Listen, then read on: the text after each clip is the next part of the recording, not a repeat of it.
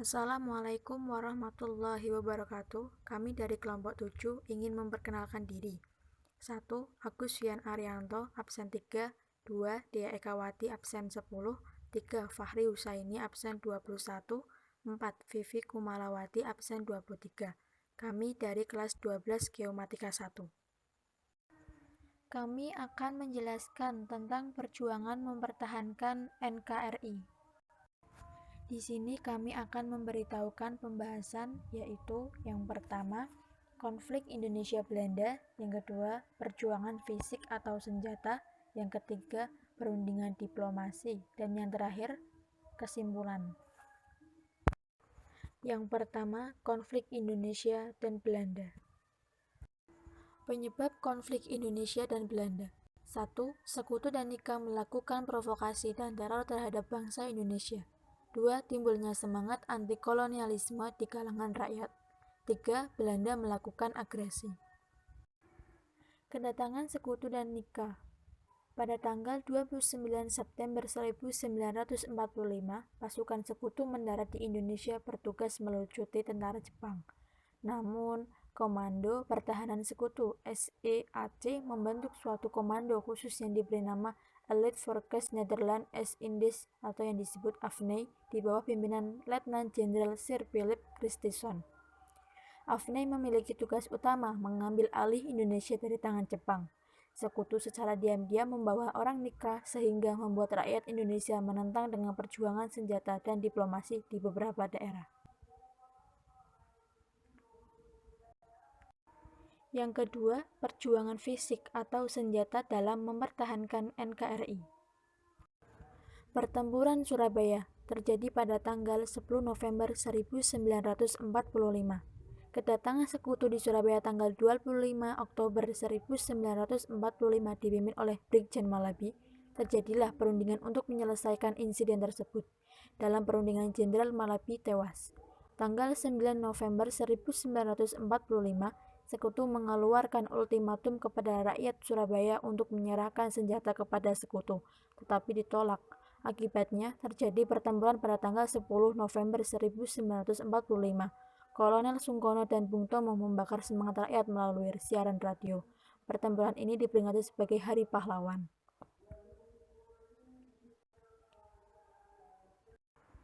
Pertempuran Ambarawa terjadi pada tanggal 20 November sampai 15 Desember 1945. Pada tanggal 20 Oktober 1945, Sekutu di bawah pimpinan Brigadir Bethel mendarat di Semarang dengan didampingi Nika. Soekarno dan Brigadir Bethel melakukan perundingan. Namun, Sekutu ingkar janji. Akibatnya, Letkol M. Sarbini mengadakan pengejaran dan tanggal 21 November 1945, Letkol Isdiman gugur.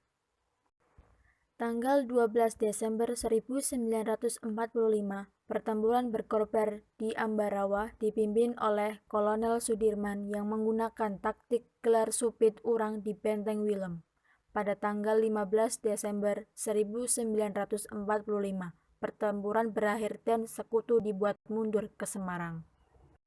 Kemenangan pertempuran ini diabadikan dengan didirikan Monumen Palagan Ambarawa dan diperingati hari jadi TNI Angkatan Darat atau Hari Juang Kartika.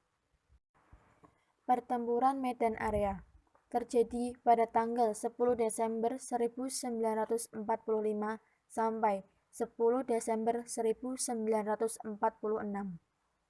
Pada tanggal 9 Oktober 1945, pasukan Sekutu di bawah pimpinan Brigjen Ted Kelly mendarat di Medan dan dibonceng Nika untuk mengambil alih pemerintahan.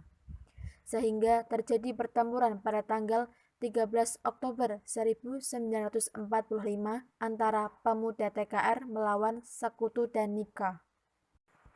Tanggal 18 Oktober 1945, Brigjen Ted Kelly mengultimatum pemuda Medan agar menyerahkan senjatanya, sehingga Sekutu melancarkan aksi militer pada tanggal 10 Desember 1945. Pada bulan April 1946, Sekutu berhasil menduduki Medan dan akhirnya wali kota pindah ke Pematang Siantar. Untuk melanjutkan perjuangan di Medan, maka pada bulan Agustus tahun 1946 dibentuk Laskar Rakyat Medan Area. Pertempuran terus berlanjut hingga 10 Desember 1946. Hampir di seluruh Sumatera terjadi perlawanan rakyat. Pertempuran Bandung Lautan Api terjadi pada tanggal 23 Maret 1946. Kedatangan sekutu di Bandung tanggal 17 Oktober 1945. Saat TKR sedang gencar melucuti senjata Jepang, sekutu meminta agar senjata itu diserahkan pada sekutu, tetapi ditolak. Sekutu mengultimatum paling lambat tanggal 29 November 1945 agar kota Bandung dikosongkan, tapi ditolak sehingga sekutu mengulangi ultimatum tanggal 23 Maret 1946. Pemerintah menginstruksikan agar kota Bandung dikosongkan, tetapi ditolak oleh markas TKR. Akhirnya, dengan berat hati TKR meninggalkan kota Bandung, tetapi terlebih dahulu membungkuskan kota Bandung bagian selatan yang terkenal dengan peristiwa Bandung Lautan Api. Pertempuran Puputan Margarana terjadi pada tanggal 12 Desember 1945. Kedatangan sekutu di Bali tanggal 2 sampai 3 Maret 1945. Belanda membujuk I Gusti Ngurah Rai untuk membentuk negara Indonesia Timur, tapi ditolak. Belanda menyerang Bali tanggal 29 November 1946 di Margarana. I Gusti Ngurah Rai mengobarkan semangat perang puputannya berarti habis-habisan demi membela nusa dan bangsa. Akhirnya, I Gusti Ngurah Rai bersama anak buahnya gugur sebagai kusuma bangsa. Yang ketiga, perundingan diplomasi dalam mempertahankan NKRI. Perjanjian Linggarjati dilaksanakan pada tanggal 15 November 1946 sampai 25 Maret 1947. Hasil perundingan 1. Belanda mengakui secara de facto wilayah Republik Indonesia, yaitu Jawa, Sumatera, dan Madura. 2. Belanda harus meninggalkan wilayah Republik Indonesia paling lambat tanggal 1 Januari 1949. 3. Pihak Belanda dan Indonesia sepakat membentuk negara Republik Indonesia Serikat atau biasa disebut RIS. 4.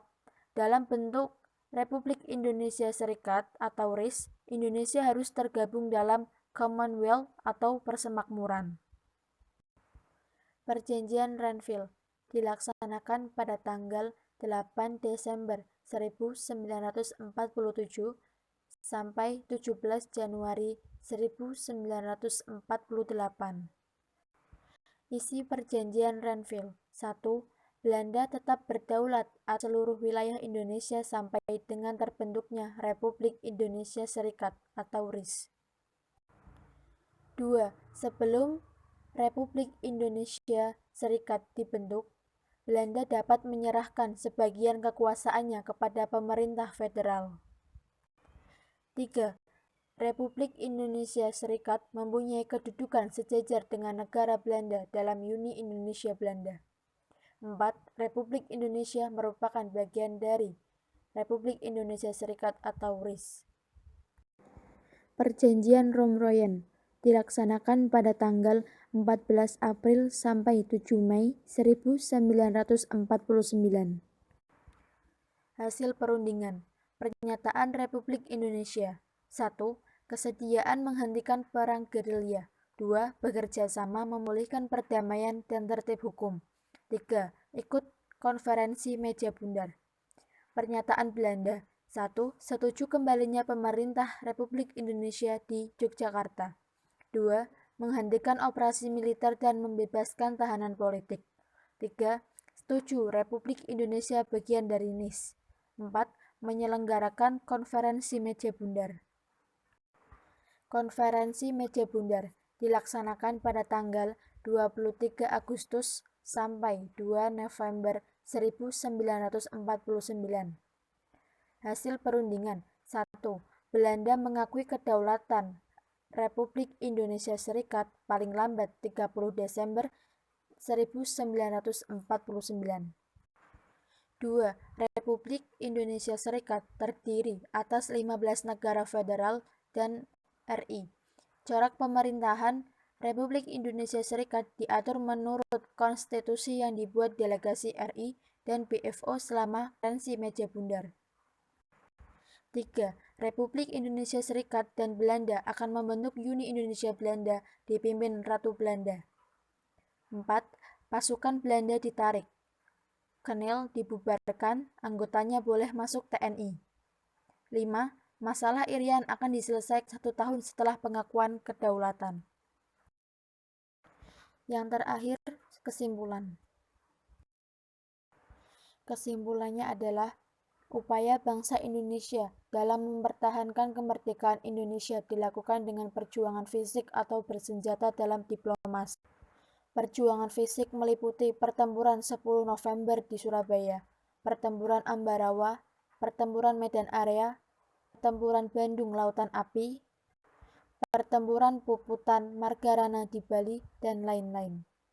Sedangkan wujud perjuangan diplomasi antara lain Perjanjian Linggarjati, agresi militer Belanda 1, agresi militer Belanda 2, Perjanjian Renville, Perjanjian Royen, serangan umum 1 Maret di Yogyakarta, dan konferensi Meja Bundar KMB. Terima kasih, sekian dari kelompok kami, kurang lebihnya mohon maaf. Wassalamualaikum warahmatullahi wabarakatuh.